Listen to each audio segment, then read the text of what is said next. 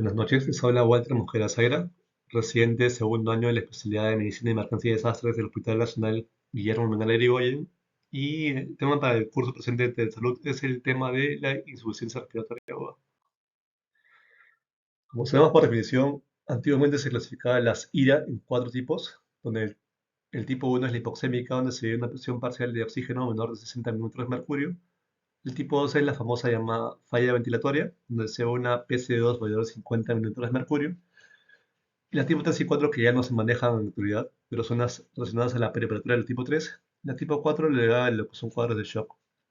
Pero en sí, en general, las IDA son la inhabilidad de mantener un oxígeno a los tejidos y o la remoción del CO2 de estos. Las más comunes y las que son actualmente manejadas en definición son la hipoxémica, que es la tipo 1, y la hipercámica, que es la tipo 2. En la SIDA tipo 1 tenemos varios mecanismos fisiopatológicos, los cuales en sí van a generar una hipoxemia. Como tenemos acá este gráfico, en el primer gráfico se ve un intercambio normal entre la membrana alveolar capilar, donde se ve que el aporte de oxígeno entra y sale del alveolo. En los cuadros de hipoventilación se dan donde no hay una buena llegada de la presión de oxígeno del alveolo, por varios cuadros que producen una hipoventilación, después se van a tratar después.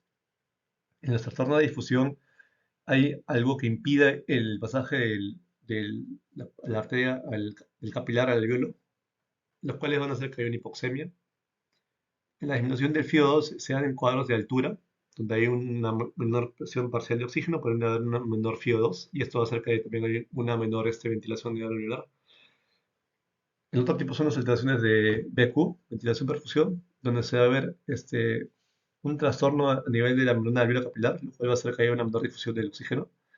Y por último, los cuadros de Shunt, donde se evidencian ya sean alteraciones anatómicas o fisiológicas, lo que produzcan que haya un Shunt de derecha a izquierda y por ende haya una hipoxemia. En cuanto a la alteración BQ, tenemos que es una alteración de la perfusión. En el gráfico se evidencia en las áreas de West. Como recordamos, son tres áreas a nivel pulmonar, donde la parte más apical es una el área tipo 1, donde se evidencia una mayor ventilación. La zona tipo 3 se ve una mayor perfusión, que es la parte más basal. Y la zona del medio es una zona donde se evidencia que hay un equilibrio entre la ventilación y perfusión. Son las áreas normales de un pulmón. Bueno, en el cuadro de una alteración BQ, saber que ya sea por un aumento, por ejemplo, del moco, una neumonía, un aumento del líquido intersticial a nivel de un edema de pulmón, por ejemplo, una falla cardíaca, que es un nivel extrapulmonar, o alguna otra alteración en la membrana alveolar capilar, va a provocar que haya una alteración BQ, por ende va a haber, si bien puede haber una buena perfusión, no va a haber una buena ventilación, y por ende va a haber un mal intercambio gaseoso, y por ende se va a provocar una hipoxemia.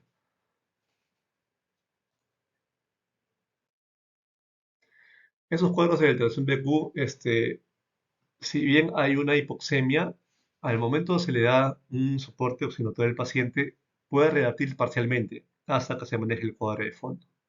Eso a diferencia de los demás trastornos fisiopatológicos. Usualmente cuando viene un paciente con una alteración de Q, vamos a ver que es un paciente que está con taquipnia, taquicardia, puede haber uso de musculatura accesoria y bueno, una hipoxemia que ya es persistente puede también llegar a tener un trastorno sensorio. En cuanto a los shunts, hay de dos tipos, los que son anatómicos. Usualmente hay personas que en su estado basal tienen shunts normales a nivel de las venas bronquiales con los conductos de Tevesio, lo cual produce una hipoxemia que no es marcada, porque es normal en el paciente. Sin embargo, a nivel anatómico también hay shunts patológicos, los cuales son derivaciones de derecha a izquierda, que ya pueden ser malformaciones arteriovenosas o también intercambios, bueno, alteraciones anatómicas a nivel cardíaco, donde hay hay conductos a nivel bueno, intraauricular, intraventricular, y esto va a hacer que pase la sangre de la derecha a izquierda, por ende va a haber una hipoxemia producida. Si no se, eh, si no se maneja el cuadro del defecto septal, no se va a poder manejar la hipoxemia. Y bueno, así se le da oxígeno al paciente, como el persiste el defecto septal, la hipoxemia debe persistir. A nivel fisiológico se puede dar también una alteración BQ cuando hay un colapso alveolar, o también cuando hay un colapso a nivel, por ejemplo, telectasias, edemas o neumonías, también pueden provocarse un shunt temporal fisiológico, el cual se puede revertir si se maneja el cuadro de fondo. Más, a diferencia de la alteración BQ, si se le da un soporte de oxígeno al paciente, esto no va a hacer que haya una reversión de la hipoxemia. En cuanto a cuadros de hipoventilación, suelen ser en sí cuadros a nivel más neurológico. Hay varios tipos de hipoventilación. Pueden ser a nivel cerebral, central, el cual se conoce como hipoventilación del controlador. Cuando hay una mala conducción puede ser por el nivel de una sesión medular, lo cual también puede estar ligado a lo que es el manejo del diafragma y por ende una hipoventilación. Lo que es el nivel de conexiones pueden ser en sí enfermedades de placa motora, por ejemplo, un ELA, lo cual también puede llevar a una hipoventilación gradual. También las miopatías, fatigas musculares pueden llegar a cuadros efectores de nivel de hipoventilación. Y por último, los anatómicos. En cuanto a la difusión, cualquier movimiento que sea del gas entre la alveola y la membrana capilar, cualquier alteración a nivel de esto puede producir una menor difusión y poner una hipoxemia. Por ejemplo, esto puede darse cuando hay un aumento en el ejercicio. Cuando una persona tiende a estar en un ejercicio persistente, llega un momento donde no hay una buena difusión de gases, se tiende a tener más el CO2, se produce un menor aporte de oxígeno a nivel alveolar y por ende se da una difusión, una mala difusión y una hipoxemia por esto, lo cual se puede revertir si el paciente llega a estar en reposo. Una alteración de la difusión se puede dar también en enfermedades pulmonares intersticiales, por ejemplo, una fibrosis quística pulmonar, post neumoconiosis, por tabaquismo, por post-TS secular. Eso puede producir una alteración atómica, lo cual va a hacer que se ensanche la parte de la membrana capilar y puede dar una menor difusión. Cuando también enfisemas por post-tabaquismo pueden también producir una alteración de la difusión de la membrana. Y también se refiere a la bibliografía que normalidades vasculares pueden producir también cuadros de hipertensión pulmonar y poner una difusión mala. La clínica de la alteración de difusión va a ser de acuerdo al paciente, ¿no? Por eso una persona con una fibrosis ya antecedente, con una EPID exacerbado o suelo infectado, ya a la emergencia saturando, se deben ocultar crépitos, hasta se puede ocultar vectro, y bueno, esto es una alteración de la difusión, ¿no? Que también puede ser además ligada también a cuadros de alteración BQ y por ende llegan a una hipoxemia. Bueno, en cuadros de altura se va a ver un FIOS normal, pero una presión barométrica disminuida, por ende se va a llegar a tener un FIOS disminuido. Y esto va a hacer que genere una hipoxemia en el paciente, que puede ser temporal y se puede usar el manejo de oxígeno para tratar de revertir temporalmente hasta que el paciente se llegue a acostumbrar a la altura, ¿no? Bueno, de acá también podemos ver lo que es la alteración alveolar capilar. Esta fórmula que vemos acá, donde se ve que una alteración alveolar capilar tiene un valor normal entre 5 a 10.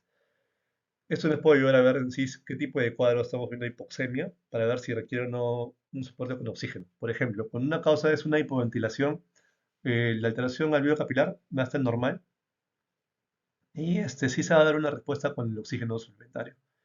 En el cuadro de un shunt se va a ver que la gradiente alveolar capilar está aumentada, que suele ser incluso más de 50 o 100, igual que una difusión, una alteración del BQ.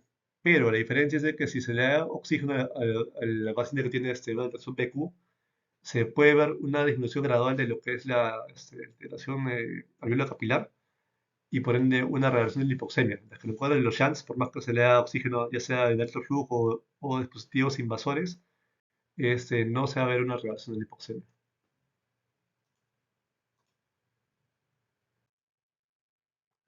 Quedamos un resumen general de todos los cuadros que pueden producir una hipoxemia, ya sea desde partes ambientales donde se puede producir un incendio, un aumento del monóxido de carbono, del CO2 y por ende también disminución de la presión parcial de oxígeno y con una hipoxemia.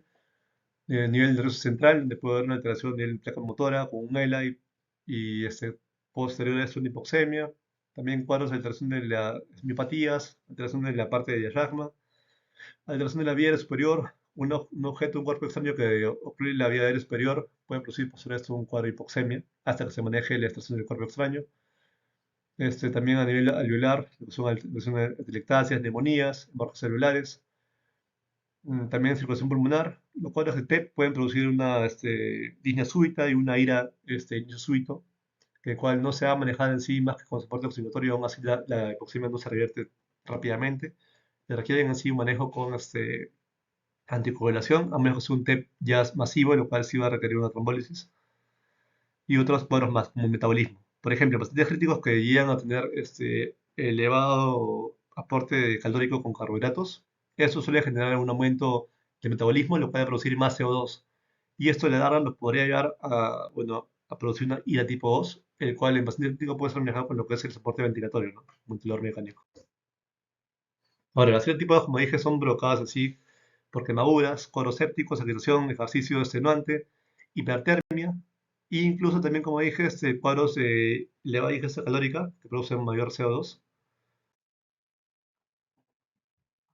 como acá se ve en el cuadro, y estos pueden ser manejados en sí como soporte ventilatorio, ¿no? Bueno, pueden ser soporte oxigenatorio que tenga un alto flujo, lo cual, como sabemos, un alto flujo o un pico elevado puede ayudarnos a barrer CO2, y esto puede ser que se revierta la ira tipo 2. Sin embargo, cuando no revierte con manejo, bueno, no invasivo, bueno, se puede hacer lo que es soporte ventilatorio, que es manejo de ventilador mecánico, para barrer el CO2 y a la vez barrer el cuadro de fondo y esto se puede revertir. Como vemos acá, las causas de falla ventilatoria, las tipo 1 hipoxémicas, lo que se evidencia más en las unidades críticas son cuadros de ARTS, los cuales pueden ser también manejados con manejo ventilatorio, ya sea invasivo o no invasivo. Los cuadros de TEP que referí, que se puede hacer ya manejo con trombólisis si fuese un TEP masivo, agudo o subagudo.